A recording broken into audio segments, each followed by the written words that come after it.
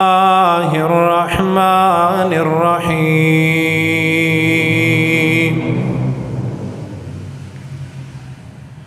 ألف لام ميم أحسب الناس أن يتركوا أن يقولوا آمنا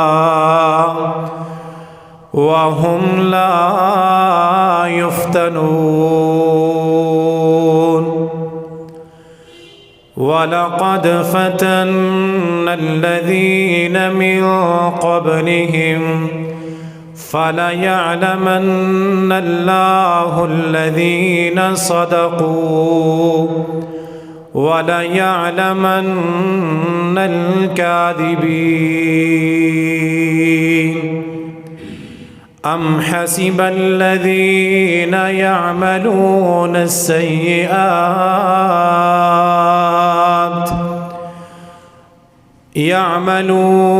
السيئات أن يسبقونا ساء ما يحكمون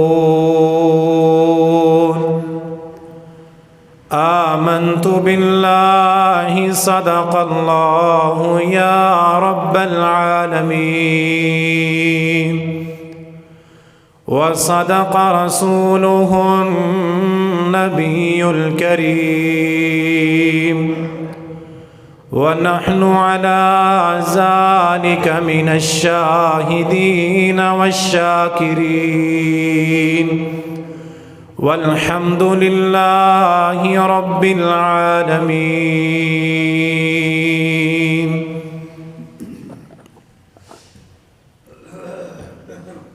الف لام میم احسب الناس ان يتركوا ان يقولوا آمنا وهم لا يفتنون. کیا لوگوں کا یہ خیال ہے، لوگوں نے یہ سمجھا ہے کہ انہیں صرف اس بات پر چھوڑ دیا جائے گا کہ انہوں نے کہا کہ ہم ایمان لے آئے اور انہیں آزمایا نہیں جائے گا؟ اور یقیناً اللہ تعالیٰ نے ان سے پہلے ایمانداروں کو بھی، پہلے لوگوں کو بھی آزمایا، پس ضرور اللہ تعالیٰ سچے ایمانداروں کو جان لے گا، اور ضرور اللہ تعالیٰ آزما کر ان لوگوں کو بھی جانے گا جو جھوٹے ہیں. ام حسب الذین یعملون السیئات ان یسبقونا. کیا گناہ کرنے والے، برائی کرنے والے لوگوں نے یہ سمجھا ہے کہ وہ ہم سے بچ جائیں گے، ہماری پکڑ سے بچ جائیں گے؟ ساء ما یحکمون. بہت برا ہے جو وہ فیصلہ کرتے ہیں. تمام قسم کی حمد و ثنا اور تعریفات اللہ وحدہ لا شریک کی ذات کے لیے. انگنت، بے شمار اور لا تعداد درود اور سلام خاتم النبیین، شفیع للمذنبین، امام کائنات، سید الرسل جناب محمد الرسول اللہ صلی اللہ علیہ وآلہ وسلم کی ذات پر. خطبہ جمعہ کے آغاز میں دعا کرتے چلیں،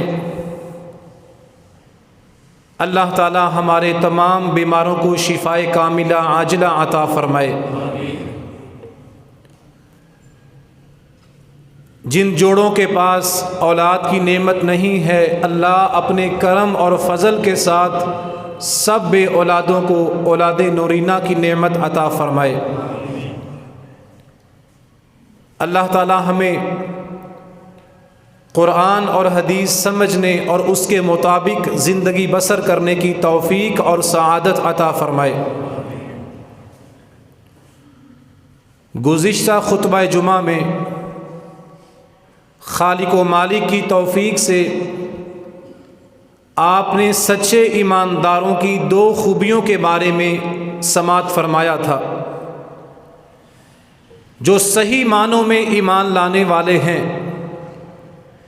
جنہوں نے زبان سے کلمہ پڑھا اور کلمہ ان کے دل میں اترا، جو سچے اور کھرے مومن ہیں۔ ان کی ایک خوبی آپ نے سنی تھی کہ سچے ایماندار، سچے مومن شرم اور حیا والے ہوتے ہیں، اور دوسری خوبی کہ سچے ایماندار، صحیح مومن 5 وقت کے نمازی ہوتے ہیں۔ جس بندے کے اندر شرم اور حیا نہیں، وہ جتنی دفعہ مرضی کلمہ پڑھے اس کے اندر ایمان نہیں۔ اور جو مومن ایمان کا دعویٰ کرتا ہے، اپنے آپ کو مسلمان اور مومن کہلاتا ہے، لیکن وہ 5 وقت کا نمازی نہیں، اس کی گواہی، اس کے ایمان کا دعویٰ جھوٹا ہے۔ جو 5 وقت کا نمازی نہیں، اللہ کے پیغمبر علیہ السلام نے اس کو مومن نہیں سمجھا۔ جو صحیح معنوں میں 5 وقت نماز کی پابندی نہیں کرتا، وہ شناختی کارڈ پر مسلمان تو ہو سکتا ہے، اللہ اور اس کے رسول کے کاغذوں میں اس کے ایمان کی کوئی حیثیت نہیں ہے۔ دعا کریں اللہ ہمیں، ہماری اولادوں کو، ہمارے دوستوں کو، ہمارے گھرانوں کو اور مسلمانوں کے معاشرے کو صحیح معنوں میں 5 وقت کی نماز کی پابندی کرنے والا بنائے۔ آج کے خطبہ جمعہ میں ایمانداروں کی 3 خوبیاں اور اوصاف بیان کیے جائیں گے، جو نبی مکرم امام کائنات جناب محمد الرسول اللہ صلی اللہ علیہ وآلہ وسلم نے بیان فرمائے۔ آج کے خطبہ میں مومن اور سچے مسلمان کی پہلی خوبی، مومن اور مسلمان ظاہر اور باطن کا صاف ہوتا ہے، اپنے جسم اور اپنے لباس کو صاف رکھتا ہے۔ یہ صفائی ستھرائی اور جسم کی طہارت اور پاکیزگی، یہ مومن کے لیے ایمان کا حصہ ہے۔ نبیوں کے امام سید کائنات جناب محمد الرسول اللہ صلی اللہ علیہ وآلہ وسلم نے فرمایا، الطہور شطر الایمان، اے کلمہ پڑھنے والو، مسلمان کہلانے والو، اپنے جسم کی، اپنے ظاہر اور باطن کی صفائی کا خیال رکھو، یہ صفائی اور ستھرائی تمہارے ایمان کا حصہ ہے۔ اور دوسری حدیث میں امام کائنات علیہ السلام نے فرمایا، الطہور نصف الایمان، مومن کا آدھا ایمان صفائی کے اندر ہے۔ مومن اپنے جسم کو، اپنے لباس کو، اپنے ظاہر اور باطن کو گندگی سے صاف رکھتا ہے۔ اور میں قربان جاؤں، امام کائنات علیہ السلام پہ نازل ہونے والے دین پر، اس شریعت نے، اس دین نے ہمیں اپنے جسم، ظاہر اور باطن کی صفائی کرنے کے انداز اور آداب سکھائے۔ نبی مکرم صلی اللہ علیہ وسلم نے مومن بندے کو جسمانی طہارت کے جو اصول بتائے، ان میں سے پہلا اصول قص الشارب، مومن اور مسلمان اپنی مونچھوں کو کتراتا ہے، مونچھیں چھوٹی کرتا ہے۔ یہ لمبی اور بڑی مونچھیں اور مونچھ کو بل دے کے رکھنا، بڑی بڑی مونچھیں اور اس میں تکبر کرنا، یہ مسلمان اور مومن کی صفت اور علامت نہیں۔ اللہ کے پیغمبر علیہ السلام نے مسلمان کی ظاہری حالت جو بیان فرمائی، اس میں ایماندار کی خوبی یہ ہے قص الشارب، مومن اور مسلمان اپنی مونچھ کو کتراتا ہے، مونچھ چھوٹی کرتا ہے، مونچھوں کے بال بڑے ہوئے، پانی کے اندر کھانے کے اندر بال جا رہے ہیں،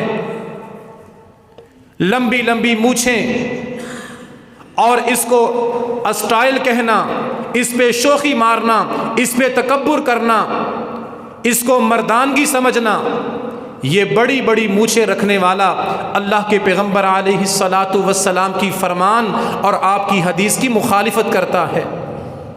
مسلمان کی مونچھ کے بال چھوٹے ہوتے ہیں۔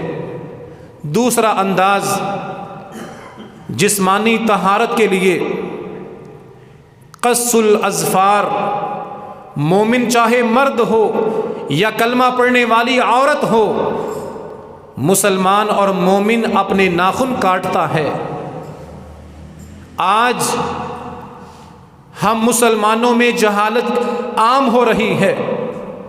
بہن بیٹیاں، میری مائیں اور بہنیں، سکولوں کالجز میں پڑھنے والیاں، فیشن کے نام پر ناخن لمبے لمبے، یاد رکھیں یہ لمبے ناخن انسان نہیں بلکہ درندوں کے ہوتے ہیں۔ یہ لمبے اور بڑے ہوئے ناخن جنگلی جانوروں کے ہوتے ہیں۔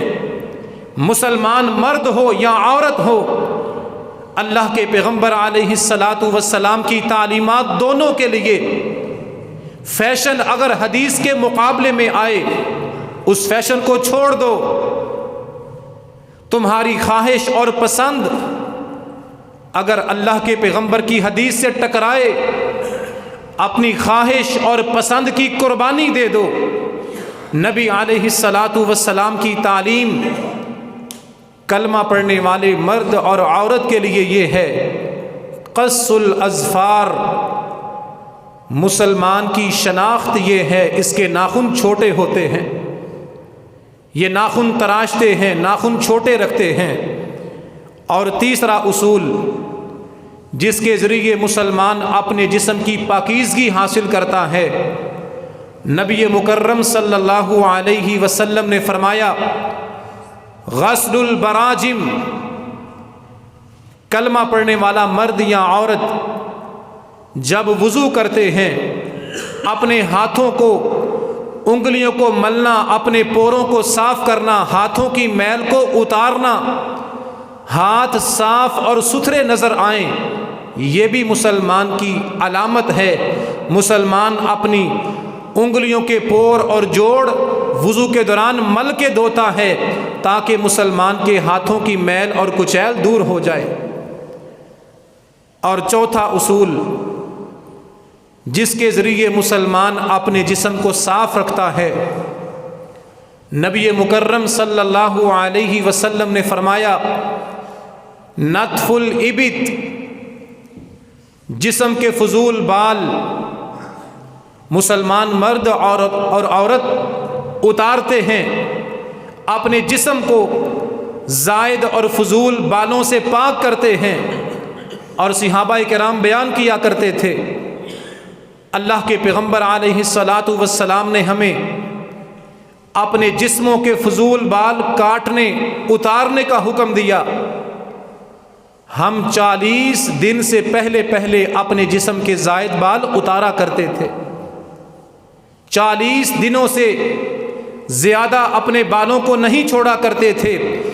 جسم کی باطنی طہارت کے لیے، اپنے جسم کو صاف رکھنے کے لیے اللہ کے پیغمبر علیہ السلام نے مسلمانوں کو یہ انداز بتایا، اپنے جسم کے زائد اور فضول بالوں کو کاٹنا یہ مسلمان کی طہارت کا ذریعہ ہے۔ اور اسی طرح پانچواں اصول جس کے ذریعے مسلمان کے جسم کی طہارت اور صفائی ہوتی ہے، اور جس پر نبی مکرم علیہ السلام نے بڑا زور دیا، مسلمان اپنے جسم کی طہارت کے لیے مسواک کرتا ہے۔ اللہ کے پاک پیغمبر علیہ الصلاۃ والسلام اپنے منہ کو بدبو سے صاف رکھنے کے لیے کتنی مسواک کیا کرتے۔ سیدہ عائشہ صدیقہ رضی اللہ تعالی عنہا بیان کرتی ہیں، رات میرے حجرے میں نبیوں کے امام آرام کر رہے ہوتے، سو رہے ہوتے، جب بھی اللہ کے پیغمبر کی رات کو آنکھ کھلتی سب سے پہلا کام مسواک کیا کرتے، اور جب صبح فجر کے لیے، تہجد کے لیے، رات کا قیام کرنے کے لیے اللہ کے پیغمبر بیدار ہوتے، اپنے وضو میں سب سے پہلے کام مسواک کیا کرتے۔ اور جناب حذیفہ رضی اللہ تعالی عنہ بیان کرتے ہیں، اللہ کے پیغمبر علیہ السلام اپنے منہ کی صفائی کا اتنا خیال رکھا کرتے، جب بھی آپ اپنے گھر میں داخل ہوتے ہاتھ میں مسواک ہوتی اور آپ اپنے منہ کو صاف کر رہے ہوتے۔ اور نبی مکرم صلی اللہ علیہ وسلم نے اپنے منہ کی صفائی کے لیے، منہ کو بدبو اور گندگی سے بچانے کے لیے فرمایا، لولا ان اشق علی امتی لامرتهم بالسواک مع کل صلاۃ، فرمایا مجھے ڈر ہے میری امت پہ تکلیف ہوگی، میری امت پہ بوجھ آئے گا۔ اگر مجھے اپنی امت پر بوجھ کا ڈر نہ ہوتا، میں فرض کر دیتا، لازم کر دیتا، میرا ہر امتی جب بھی وضو کرے، جب بھی نماز پڑھے، مسواک ضرور کرے۔ اور یاد رکھیں، آج یہ چھوٹی چھوٹی سنتیں جن پر اللہ کے پیغمبر بڑی تاکید کیا کرتے، زور دیا کرتے، مسواک کرنا معمولی سی سنت ہے، چھوٹا سا طریقہ ہے۔ آج ہمارے معاشروں میں، ہمارے گھروں میں، ہماری زندگیوں میں یہ معمولی سنتیں باقی نہیں رہیں۔ ہم ان سنتوں سے، اللہ کے پیغمبر کے طریقوں سے دور ہو رہے ہیں۔ ان چھوٹی چھوٹی باتوں کا، ان معمولی سی سنتوں کا کتنا بڑا اجر اور ثواب ہے۔ توجہ کے ساتھ حدیث سماعت فرمائیں۔ ام المؤمنین سیدہ عائشہ صدیقہ رضی اللہ تعالی عنہا نے مسواک کرنے کی سنت کی فضیلت بیان فرمائی۔ ام المؤمنین بیان کرتی ہیں، بہقی کے اندر یہ حدیث موجود ہے، نبی مکرم صلی اللہ علیہ وآلہ وسلم نے فرمایا، ایک بندہ وضو کرتا ہے، نماز پڑھتا ہے، لیکن مسواک نہیں کرتا، اور دوسرا بندہ وضو کرتا ہے، نماز ادا کرتا ہے، لیکن ساتھ مسواک کرتا ہے۔ یہ جس نے مسواک کی ہے، وضو کر کے نماز ادا کرنے سے پہلے مسواک کرتا ہے، اللہ کے پیغمبر نے فرمایا اس بندے کو 70 گنا زیادہ اجر اللہ عطا کرتا ہے مسواک کی وجہ سے۔ یہ سنتیں اپنی زندگی میں شامل کیجئے۔ اگر 200-250 گرام کا موبائل جیب میں آ سکتا ہے تو 10 گرام کی مسواک کے لیے بھی جیب کے اندر جگہ ہونی چاہیے۔ مسواک کو اپنی جیب کا حصہ بنائیں، مسواک اپنے پاس رکھیں۔ ہر نماز سے پہلے مسواک کرنے کی عادت، رات کو سونے سے پہلے، صبح بیدار ہو کے، کھانا کھانے کے بعد مسواک کرنے کی عادت، منہ کو صاف رکھنا، بدبو سے پاک کرنا، یہ مسلمان کی پہچان ہے، جس کے بارے میں نبی مکرم صلی اللہ علیہ وسلم نے فرمایا، سلسلہ الصحیحہ کی روایت، جب بندہ مسلمان اچھی طرح مسواک کرتا ہے اور مسواک کرنے کے بعد وضو کر کے نماز کے لیے کھڑا ہوتا ہے، آسمان سے فرشتوں کا نزول ہوتا ہے۔ اس کی مسواک کی وجہ سے فرشتے اس کے منہ کے قریب آ کے اس کے قرآن پڑھنے کی آواز کو سنتے ہیں۔ یہ مسواک کی وجہ سے، منہ کی طہارت کی وجہ سے اس بندے کو اللہ کے فرشتوں کا قرب اور نزدیکی ملتی ہے۔ میری مائیں اور بہنیں، میرے نوجوان اور بزرگ، مسواک کو اپنے وضو کا حصہ بنائیں۔ اور مسواک اپنی جیب کا حصہ بنائیں۔ یہ چھوٹی چھوٹی سنتیں اللہ کی رضامندی، اللہ کی خوشنودی اور اللہ کی طرف سے بہت بڑے اجر اور ثواب کو پانے کا ذریعہ ہے۔ اللہ ہمیں ان باتوں پر عمل کرنے کی توفیق عطا فرمائے۔ مسواک جو منہ کی طہارت ہے اور منہ کو بدبو اور گندگی سے پاک کرتی ہے، صحابہ کرام کے دور میں نبی مکرم علیہ الصلاۃ والسلام کی زندگی میں ان باتوں کی کتنی قدر اور اہمیت تھی۔ جناب عمر بن خطاب رضی اللہ تعالی عنہ جمعہ پڑھانے کے لیے ممبر پہ آئے، ممبر پہ کھڑے ہوئے، کچھ لوگوں کے منہ سے بدبو آ رہی تھی۔ آپ کے قریب نماز پڑھنے والے کچھ مسلمانوں کے منہ سے گندی غلاظت بری بدبو آ رہی تھی۔ جناب عمر بن خطاب رضی اللہ تعالی عنہ نے ممبر پہ کھڑے ہو کے فرمایا، انکم تاکلون شجرتین ھذا الثوم وھذا البصل۔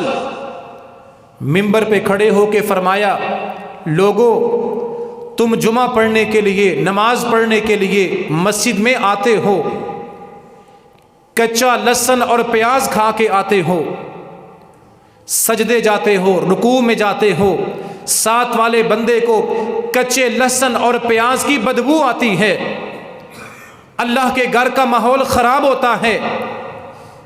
نماز سے پہلے، جمعے سے پہلے کچا لہسن اور پیاز مت کھایا کرو۔ اور ساتھ جناب عمر نے فرمایا، وَلَقَدْ كُنْتُ أَرَى الرَّجُلَ عَلَى عَهْدِ رسول اللہ صلی اللہ علیہ وسلم۔ جناب عمر فرماتے ہیں، اللہ کے پیغمبر علیہ السلام کی زندگی میں اگر کوئی بندہ مسجد میں آتا اور اس کے منہ سے بدبو آتی، وہ مسواک نہ کرتا، اس کے منہ سے سمیل آتی، اللہ کے پیغمبر صحابی کو حکم دیتے، اس کو ہاتھ سے پکڑ کے مسجد سے باہر نکالتے اور بقیع کے قبرستان تک چھوڑ کے آتے، اس کے منہ کی گندی بدبو کی وجہ سے۔ یہ باتیں چھوٹی ہیں، ان کی قدر اور اجر بہت بڑا ہے۔ نماز کے لیے آئیں، جمعہ پڑھنے کے لیے آئیں، خوشبو استعمال کر کے، مسواک کر کے، اپنے منہ کو بدبو اور گندگی سے پاک کر کے، یہ منہ کی بدبو بندے کو اللہ کی رحمت سے دور کرتی ہے۔ اللہ ہمیں اپنے جسموں کی طہارت کرنے کی توفیق عطا فرمائے۔ اسی طرح نبی مکرم صلی اللہ علیہ وآلہ وسلم نے مسلمانوں کو اپنے جسم کی طہارت کے لیے یہ حکم دیا، ان اتخذت شعرا فاکرمہ۔ جو مسلمان بال لمبے رکھنا چاہتا ہے، بالوں کو بڑھانا چاہتا ہے، اس بندے کو اللہ کے پیغمبر نے تعلیم دی، اگر بال رکھنے ہیں ان کا خیال بھی رکھو، ان کو دھو کر، تیل لگا کر، خوشبو لگا کے رکھو، تمہارے بالوں کی گندگی کی وجہ سے ساتھ نماز پڑھنے والے کو بدبو نہ آئے۔ اور نبی مکرم صلی اللہ علیہ وسلم خود اپنے بالوں کا، اپنے جسم کی طہارت کا کیسے خیال رکھا کرتے۔ آپ نے لمبے بال رکھے، آپ کی سنت ہے، لیکن آپ اپنے بالوں کو دھو کر صاف کرتے، ایسا تیل استعمال کرتے جس کے اندر خوشبو ہوتی۔ یہ مسلمانوں کی پہچان ہے، اس کی داڑھی کے بال صاف ہونے چاہیے، تیل لگا ہو، کنگھی کی ہو، اپنے بالوں کو سنوارنا، کنگھی کرنا، تیل لگانا، خوشبو لگانا، ان کو گندگی سے پاک کرنا، یہ چھوٹی بات نہیں بلکہ یہ مومن اور مسلمان کی پہچان اور علامت ہے۔ لمبے لمبے ناخن، لمبے بال جن میں گندگی اور غلاظت بری ہوئی، نہ وضو کا پتہ، نہ غسل کی تعلیم، کبھی منہ دھونا نصیب نہیں ہوا، کبھی نہانا نصیب نہیں ہوا، مٹی اور بدبودار لمبے ناخن اور لمبے بال، اور پوچھا جائے یہ کون ہیں؟ یہ حضرت صاحب ہیں، یہ بہت اونچی ہستی ہے، یہ اللہ کے ولی ہیں، یہ بابا جی پیر صاحب ہیں، ان کی دعائیں قبول ہوتی ہیں، یہ پھونک مارے شفائیں ملتی ہیں، یہ ہاتھ لگائیں بیٹے ملتے ہیں، انا للہ و انا الیہ راجعون۔ یہ غلاظت، گندگی اور بدبو کسی مسلمان کے جسم کا حصہ نہیں ہوتا۔ جس کے لمبے بال جو مٹی سے بھرے ہوئے، لمبے اور گندے ناخن، بدبودار جسم، جس کو نہ طہارت کا، نہ غسل کا، نہ وضو کا پتہ، یہ ولی ہے لیکن اللہ کا نہیں، شیطان کا۔ یہ پہنچی ہوئی سرکار ہے جہنم کے کنارے پہ۔ اپنے عقیدوں کو ٹھیک کیجئے۔ مائیں اور بہنیں جمعے کے لیے تشریف لاتی ہیں، بڑا دکھ اور افسوس ہوتا ہے یہ سن کے، ذرا سی کسی بہن کو تکلیف پہنچے آستانوں پہ، درباروں پہ جاتی ہیں، غلیظ اور گندے عقیدوں کے لوگوں سے جا کے تعویذ لیتی ہیں، اپنا ایمان اور عزت برباد کرتی ہیں۔ جس بندے کو جسم کی طہارت کی خبر نہیں، اس بندے کی ایمان کی ہمیں کوئی خبر نہیں۔ اللہ کے پیغمبر نے سچے مسلمان، سچے کلمہ گو ایمان والے کی پہچان بیان فرمائی۔ اس کے بال، اس کے ناخن، اس کا جسم صاف ہوتا ہے، اس کا جسم طہارت والا ہوتا ہے۔ جس کے لمبے گندے بدبودار بال اور ناخن ہوں، یہ مسلمان اور مومن نہیں، اس پہ شیطان کا غلبہ ہے۔ اپنے بالوں کو، اپنی داڑھی کو، اپنے جسم کو، جسم کے فضول بالوں کو کاٹنا، خوشبو لگانا، مسواک کرنا، یہ مسلمان کی زندگی کا حصہ ہونا چاہیے۔ اور امام الانبیاء، خاتم النبیین، جناب محمد الرسول اللہ صلی اللہ علیہ وسلم نے کس انداز میں ہمیں طہارت اور پاکیزگی کی تعلیم سکھائی ہے۔ صحیح بخاری کی حدیث، نبیوں کے امام مسجد میں داخل ہوئے، کسی انجان بندے نے، کسی جاہل بندے نے مسجد کی دیوار پہ تھوک پھینکا۔ میرے نبی نے مسجد کی دیوار پہ تھوک دیکھا، کسی صحابی کو حکم نہیں دیا۔ نبیوں کے امام علیہ السلام نے، خاتم النبیین نے اپنے مبارک ہاتھوں کے ساتھ ایک لکڑی اٹھائی، اس لکڑی کے ذریعے مسجد کی دیوار پہ لگا ہوا تھوک صاف کر کے امت کو پیغام دیا۔ صفائی کرنا عیب نہیں، یہ نبیوں کی خوبی ہے۔ مسجد میں کہیں تنکا پڑا ہے، واش روم میں کوئی غلاظت لگی ہے، کہیں صحن میں گندگی ہے، سارا ٹھیکہ امام صاحب نے اور قاری صاحب نے نہیں لیا۔ آپ بھی مسلمان ہیں، آپ بھی کلمہ پڑھنے والے ہیں، آپ کا بھی فرض ہے، ذمہ داری ہے، مسجد کی صفائی میں شریک ہوں، مسجد کی صفائی میں حصہ لیں۔ ہم نے ساری ذمہ داری امام اور قاری کے کندھوں پہ ڈال دی۔ جہاں کہیں تنکا پڑا ہے، مسجد میں کوئی غلاظت پڑی ہے، اتنی توفیق نہیں کہ اپنے ہاتھوں سے صاف کر دیں، قاری صاحب یہ کام کر دیں۔ اپنے اندر یہ جرت پیدا کریں، ہمت پیدا کریں، صفائی کرنا، طہارت کرنا، کہیں سے غلاظت کو دور کر دینا۔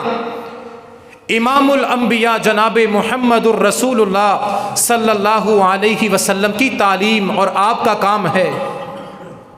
یہ فخر ہے، یہ عزت ہے، یہ عیب نہیں۔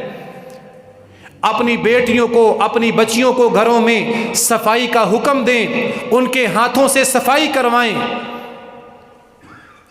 رشتہ لینے کے لیے گھر میں لوگ آتے ہیں اور بیٹی بڑے فخر سے بیان کرتی ہے، ہماری بچی نے کبھی کام کو ہاتھ نہیں لگایا۔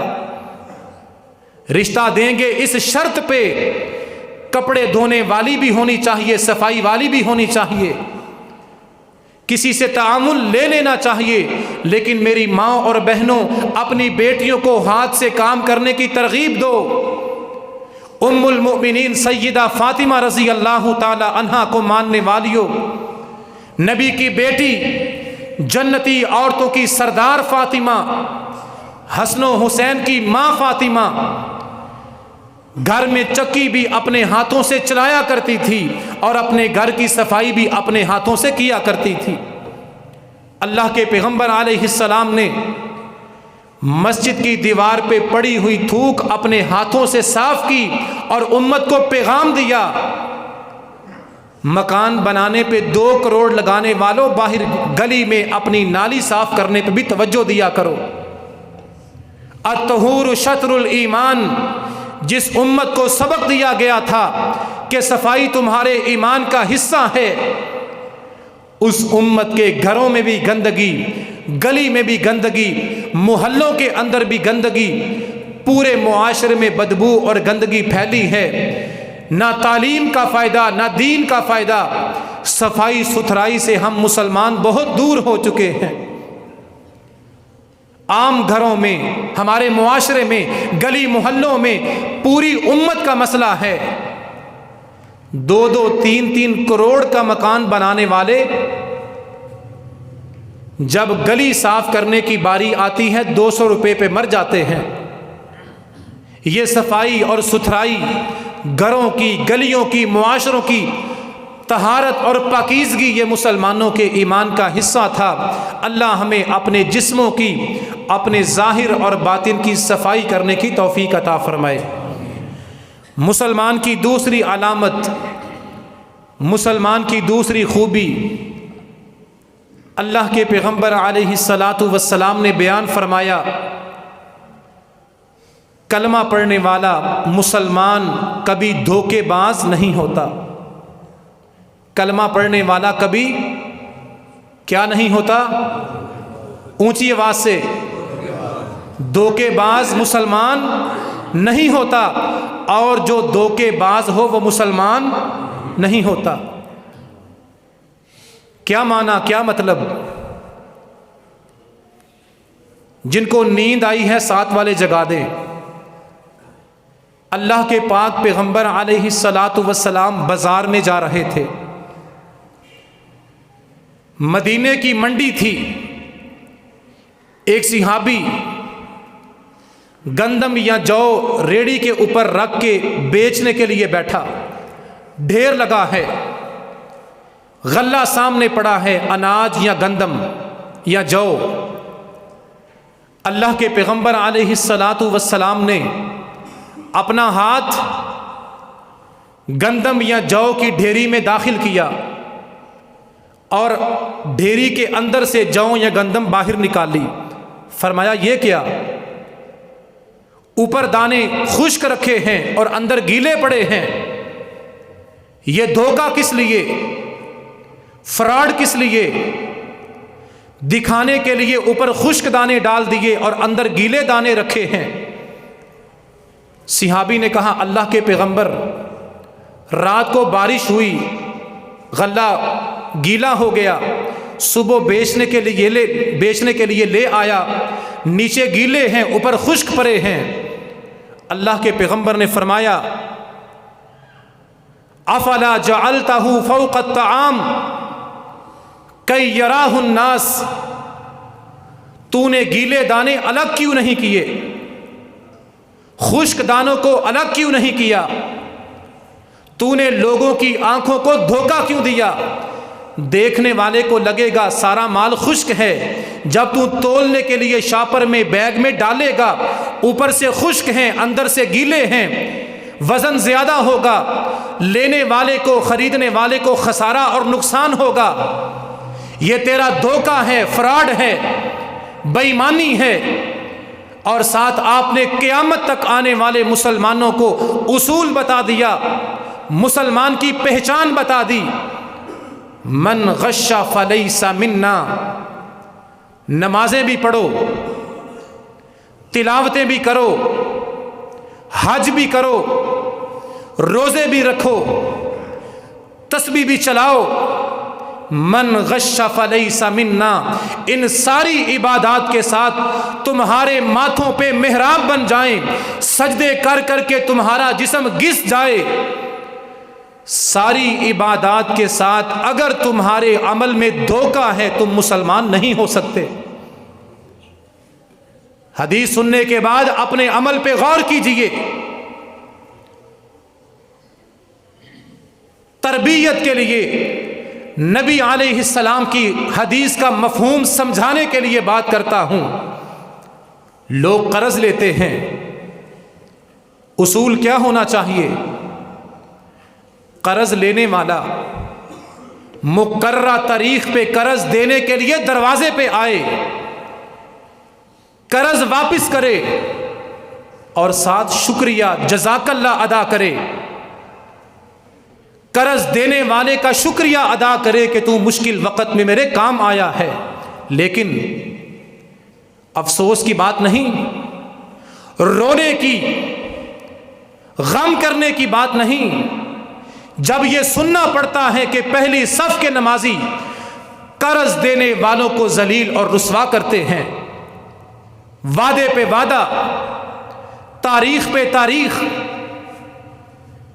چاہیے تو یہ تھا قرض لینے والا دروازے پہ آ کے ادا کرے۔ حالت یہ ہے، مسلمانوں کے اخلاق کی پستی یہ ہے، مسلمانوں کی ذلت کا مقام یہ ہے، بیچارہ قرض دینے والا دروازوں پہ دھکے کھا کھا کے مر جاتا ہے، اور ساتھ اپنی آنے والی نسلوں کو پیغام دیتا ہے، میرے بچہ اگر تمہارے سامنے کوئی بھوک سے مر بھی جائے کسی کو قرض نہ دینا۔ لینے والے ذلیل کرتے ہیں، بیچارہ قرض دینے والا، مشکل میں کام آنے والا، کسی کا سہارا بننے والا، بیچارہ دروازوں پہ دستک دے دے کے ذلیل ہو کے مر جاتا ہے۔ اور قرض لینے والے جن کے بارے میں نبی نے فرمایا اذا لم تستحی فاصنع ما شئت، جب شرم اور حیا نہ رہے پھر جو مرضی کرتے رہو۔ میرے نبی علیہ السلام طریقہ کیا تھا؟ اہل حدیثوں یاد رکھو، میری باتوں کا غصہ نہ کیا کرو، اللہ کی قسم کسی کو ٹارچر کرنے کے لیے بات کرنا میری عادت نہیں، یہ دلوں کا غم ہے، معاشرے کے مسائل ہیں، لوگوں کے دکھ ہیں جو بیان کرتا ہوں۔ صرف رفع الیدین کرنا سنت نہیں۔ اگر کوئی بندہ یہ سمجھے کہ سینے پہ ہاتھ باندھنا اور پاؤں کے ساتھ پاؤں ملانا اور اونچی آمین کہنا صرف یہ سنتیں ہیں، وہ یہ بھی سن لے میرے نبی کی سنت یہ بھی ہے۔ میرے نبی نے کسی سے قرض لیا، 10 کلو کھجوریں، دینے کا دن آیا، واپس کرنے کی تاریخ آئی، قرض لینے والا واپس اللہ کے پیغمبر کے پاس آیا، کہا آپ نے قرض لیا تھا، 10 کلو کھجوریں آپ کے ذمے ہیں۔ میرے نبی نے صحابی کو فرمایا بہترین کھجوریں، اعلیٰ کوالٹی کی کھجوریں اس بندے کو دو، 10 کلو کھجوریں جو میں نے قرض لیا تھا اور 2 کلو اضافی دے دو کہ یہ نیکی اس نے میرے ساتھ کی تھی، اس نے قرض دیا، مشکل میں میرے کام آیا۔ میرے نبی نے 10 کلو کھجوریں لے کر 12 کلو واپس کر کے احسان کا بدلہ دیا۔ یہ بھی میرے نبی کی سنت ہے۔ اور آج کا مسلمان ٹارچر کرنے کے لیے نہیں، کسی کی دل آزاری کرنے کے لیے نہیں، ضمیر کو جگانے کے لیے، نبی کی حدیث دلوں میں ڈالنے کے لیے، قرض لینے والوں تاریخ یاد رکھا کرو، قرض لینے والوں دن یاد رکھا کرو۔ یہ دن اور تاریخیں اللہ نے یاد رکھنے کے لیے بنائی ہیں۔ بیٹے کی شادی ہوتی ہے 12 تاریخ کو، 13 تاریخ کو ولیمہ ہوتا ہے، کبھی ایک دن آگے پیچھے نہیں ہوتا، لیکن قرض دینے کی باری آئے تاریخیں آگے کیوں جاتی ہیں؟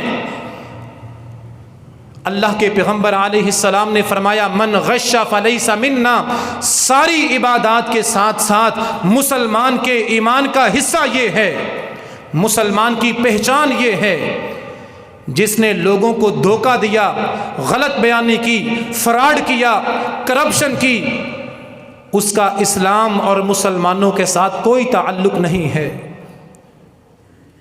ریڑھی والا مسلمانوں کے ملک میں کلمہ پڑھنے والا پھل فروش، معمولی سی دہاڑی لگانے والا، اس کے پاس جائیں، ریٹ کریں، اسے کہیں جو ریٹ تو نے دیا ہے، جو ریٹ تو نے کہا ہے، جو قیمت تو نے بتائی ہے، اسی قیمت پر اتنا پھل تول دے۔ جب پھل تولنا شروع کرے، ایک لمحے کے لیے اپنی نگاہیں دائیں طرف کر لیں، بائیں طرف کر لیں، اور شاپر اٹھا کے گھر میں لے آئیں اور گھر میں لا کے کھول کے دیکھیں، قیمت پوری لی ہے لیکن دیا کیا ہے؟ اور چور صرف وزیر اعظم ہے، لوٹنے والا صرف وزیر اعظم ہے؟ نہیں میرے بھائی، پاکستان میں پھل بیچنے والا، کوئی دہاڑی لگانے والا، ریڑھی والا بھی چور ہے، جس طرح وزیر اعظم چور ہے۔ مزدور گھر میں لگائیں، اس کے پاس رہیں، اوپر کھڑے ہوں، رزلٹ اور آئے گا۔ مزدور مستری لگا ہے، مالک دائیں بائیں ہو گیا، نماز پڑھنے چلا گیا، رزلٹ اور آئے گا۔ چور صرف وزیر اعظم نہیں، پاکستان میں جس کا داؤ لگتا ہے کوئی معاف نہیں کرتا۔ یہاں مزدور، چھوٹا بڑا، امیر غریب، ہر ایک چور ہے، جس کا داؤ لگے کوئی معاف نہیں کرتا۔ میرے نبی نے فرمایا، من غش فلیس منا، عبادتیں، نمازیں، تلاوتیں، روزے، حج، ہر چیز ہوگی، اگر دل میں بے ایمانی ہے، دھوکہ ہے، فراڈ ہے، اس بندے کا ایمان اور اسلام کے ساتھ کوئی تعلق نہیں۔ آج کے خطبہ کا آخری عمل، نبی علیہ الصلاۃ والسلام نے مسلمان کی ایک علامت اور پہچان اور خوبی بیان فرمائی، وہ یہ بھی ہے، مسلمان اپنے ہاتھ اور زبان سے کسی کو دکھ اور تکلیف نہیں دیتا۔ المسلم، پوچھا گیا کلمہ پڑھنے والے تو بے شمار ہیں، ایماندار کہلانے والے تو بہت بڑی تعداد میں ہیں، اے نبیوں کے امام یہ بتا دیں سچا اور پکا مسلمان کون ہے؟ نبیوں کے امام علیہ الصلاۃ والسلام نے سچے مسلمان کی خوبی اور پہچان ذکر فرمایا، المسلم من سلم المسلمون من لسانہ و یدہ، کلمہ پڑھنے والوں میں سے سچا اور پکا مسلمان وہ ہے جس کے ہاتھ اور زبان سے دوسرے مسلمان محفوظ ہوں۔ اور نبی مکرم صلی اللہ علیہ وسلم نے مزید فرمایا، من کان یؤمن باللہ والیوم الآخر فلا یؤذی جارہ، جو سچا مومن ہے، پکا مومن ہے، وہ اپنے پڑوسی کو تکلیف نہ دے۔ گھر میں اونچی آواز میں گانے چلانا، ڈیک چلانا، پڑوس میں کوئی مریض ہے، کوئی بیمار ہے، کوئی نماز پڑھ رہا ہے، کوئی تلاوت کر رہا ہے، یہ گھروں میں اونچی آواز سے گانے چلا کے پڑوسیوں کا جینا حرام کرنا عاشق رسول نہیں، یہ سچا مسلمان نہیں، یہ تربیت کی کمی اور جہالت ہے۔ اپنے گھر کی صفائی کر کے گھر کا سارا کوڑا اور گند شاپر میں ڈال کے پڑوسی کے دروازے کے سامنے رکھنا، یہ عاشق رسول اور مسلمان کا کام نہیں۔ کسی مسلمان پڑوسی کو تکلیف دینا، اذیت دینا، دکھ دینا، یہ نبی کا کلمہ پڑھنے والوں کا کام نہیں ہو سکتا۔ اپنے پڑوسیوں کو تکلیف دینے سے بچا کریں، ان باتوں کی اللہ کے سامنے سوال ہوگی اور پوچھ ہوگی۔ اور نبی مکرم صلی اللہ علیہ وسلم نے مومن اور مسلمان کو اپنا ہاتھ اور اپنی زبان قابو میں کرنے کا حکم دیا۔ وہ مسلمان نہیں ہے، اللہ کے معیار میں وہ سچا مومن نہیں، جس کی زبان اور جس کے ہاتھ سے لوگ تنگ ہوتے ہیں۔ ہمارے معاشرے میں کسی کو ماں بہن بیٹی کی گالی دینا فیشن بن چکا ہے۔ گالی دینے سے پہلے سوچا کریں، یہ مسلمانوں کے کام نہیں ہیں۔ کسی مسلمان کو ہاتھ سے دکھ دینا، مارنا پیٹنا، اذیت دینا، یہ نبی علیہ السلام پر ایمان لانے والوں کا کام نہیں ہے۔ اور آخری حدیث، اللہ کے پاک پیغمبر جناب محمد الرسول اللہ صلی اللہ علیہ وسلم حج کرنے کے لیے گئے۔ 10 ذو الحج کا دن میدان عرفات، ذو الحجہ کا مہینہ، 1 لاکھ سے زیادہ صحابہ کرام میدان میں جمع تھے۔ اللہ کے پیغمبر علیہ السلام نے اونٹنی پہ سوار ہو کے خطبہ دیا، لوگوں سے پوچھا، صحابہ سے سوال کیا، ایو یوم ھذا، ایو شہر ھذا، ایو بلد ھذا، صحابہ ذرا یہ تو بتاؤ کس جگہ پہ کھڑے ہو؟ کہا مکہ میں میدان عرفات میں کھڑے ہیں، جو ساری زمینوں سے اعلیٰ اور بہترین زمین ہے۔ صحابہ یہ تو بتاؤ مہینہ کون سا ہے؟ کہا سارے مہینوں کا سردار ذو الحجہ کا مہینہ، جس مہینے کی قدر اور اہمیت اللہ کے ہاں بہت اونچی ہے۔ پوچھا ذرا یہ تو بتاؤ دن کون سا ہے؟ کہا وہ دن ہے جو دن سال کے سارے دنوں سے اللہ کو بڑھ کے محبوب اور پسند ہے، حج کا دن ہے، 10 ذو الحجہ کا دن ہے۔ اللہ کے پیغمبر نے فرمایا پھر سنو، جس طرح 10 ذو الحجہ کی قدر کرتے ہو، بیت اللہ کی عزت کرتے ہو، ذو الحجہ کے مہینے کا احترام کرتے ہو، اسی طرح مسلمان کی عزت اور مال کا احترام ہے۔ خانہ کعبہ اور بیت اللہ سے زیادہ عزت مسلمان کی عزت اور مسلمان کے مال کی عزت ہے۔ ہماری زبانیں چلتی ہیں، جہاں بیٹھتے ہیں بڑوں کی غیبتیں، چھوٹوں کی چغلیاں، زبانوں کو بے لگام اور آوارہ کرتے ہیں۔ کسی کے ساتھ اختلاف ہوتا ہے، اس کے ساتھ جا کے بیٹھ کے بات نہیں کرنی، لوگوں کے سامنے بیٹھ کے لوگوں کو ذلیل کرتے ہیں۔ ہماری زبانیں آوارہ اور بے لگام ہوتی ہیں، مسلمانوں کی عزت کو اچھالتے ہیں، طرح طرح کی باتیں کر کے مسلمانوں کو ذلیل کرتے ہیں، اور جہاں داؤ لگے مسلمانوں کے مال پہ داؤ لگاتے ہیں، لوٹتے ہیں، مسلمانوں کے مال کا خسارہ کرتے ہیں۔ اللہ کے پیغمبر نے فرمایا مسلمانوں تم سچے مسلمان اسی وقت ہو سکتے ہو، یاد رکھو جس طرح بیت اللہ کی عزت اور احترام ہے، اسی طرح مسلمان کے خون، مسلمان کی عزت اور مسلمان کے مال کا احترام ہے۔ جو مسلمان کے خون کو، مسلمان کی عزت کو، مسلمان کے مال کو نقصان پہنچاتا ہے، یہ اللہ کے پیغمبر کے معیار کے مطابق مسلمان نہیں ہو سکتا۔ مسلمان وہ ہے جس کی زبان اور ہاتھوں سے مسلمان محفوظ ہوں۔ وما علیہ الا البلاغ المبین۔